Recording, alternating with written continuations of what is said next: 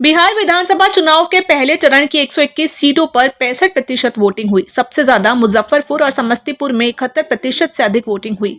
ये एक रिकॉर्ड है। 2020 चुनाव के पहले फेज में सिर्फ 55.68% वोटिंग हुई थी। वोट प्रतिशत बढ़ने से एनडीए और महागठबंधन दोनों में खलबली है।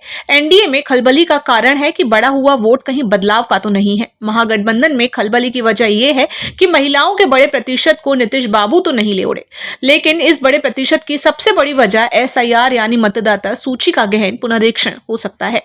एसआईआर की भूमिका को इस तरह समझ सकते हैं। पिछले विधानसभा चुनाव में कुल मतदाता 7.89 करोड़ थे। एसआईआर के कारण 59.30 का नाम कट गया और 21.53 नए नाम जुड़ गए। इस तरह इस बार कुल 7.41 करोड़ मतदाता रह गए। पिछले चुनाव से 48 लाख मतदाता कम। ये जो कम हुए हैं इनमें से कुछ ऐसे थे जिनके नाम 2 जगह थे, कुछ ऐसे थे जो कहीं और शिफ्ट हो चुके हैं, कुछ ऐसे भी थे जिनकी मृत्यु हो चुकी है। कुल 5.25% वोटर जो कम हुए उनमें 1.5-2% ऐसे भी मान ले जिनके पास कागजी सबूत नहीं थे। तब भी लगभग 4.25% माने जा सकते हैं कि वोट नहीं करते थे या एक ही जगह वोट डालते थे, लेकिन प्रतिशत निकालने वाले टोटल में उनके दोनों जगह के वोट गिने जाते थे।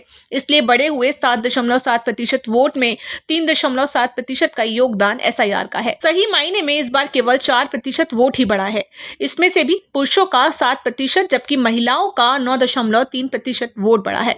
चुनाव आयोग के मुताबिक वर्ष 2020 के विधानसभा चुनाव में 57.29% वोटिंग भी हुई थी।